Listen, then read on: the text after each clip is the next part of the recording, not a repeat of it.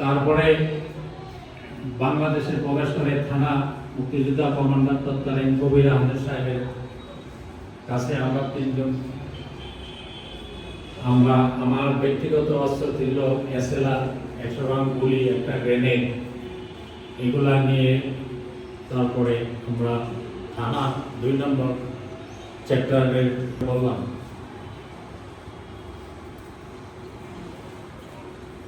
তবে দুঃখের বিষয়টি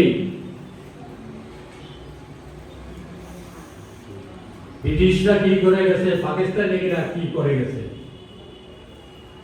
আমরা মুক্তিযুদ্ধ আমাদের প্রজন্ম একটা দেশ স্বাধীন করে দিলাম,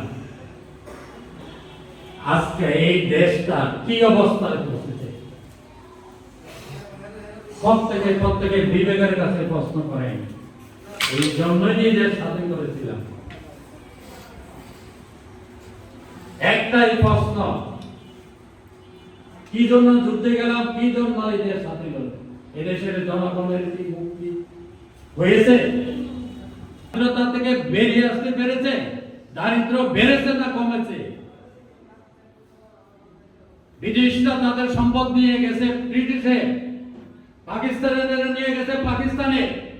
আজকে বাংলাদেশের যে সরকার আছে তারা ইউরোপের বিভিন্ন দেশে, মিডল ইস্টের বিভিন্ন দেশে সোনার বাংলা, সোনার পুরাঙ্গা, সোনার বাংলা, সোনার বাংলা গর্ব, সোনার বাংলা, সোনার সূর্য সেনারা ইউরোপে, মিডল ইস্টে সম্পদ পাচার করছে। এসে লজ্জা রাখিয়ে থাকতে পারে। এটাই আমার এখানে ক্ষোভ,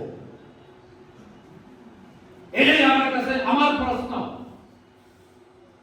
12 বছর বয়সে যে যুদ্ধে যায়, অস্ত্র হাতে নেয়, সেটা এই বাধা পাওয়ার জন্য, এই সম্পদগুলো পাওয়ার জন্য যুদ্ধ করে নাই। সে যুদ্ধ করেছিল এই দেশের মুক্তির জন্য, জনসাধারণের রিয়াল মুক্তির জন্য। আমরা কি মুক্তি পেয়েছি? বলেন আপনারা বুকে হাত দিয়া, বিচার কি পাই আমরা?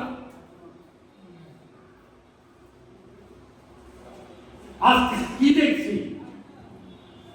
দেশের অর্থনৈতিক, দেশের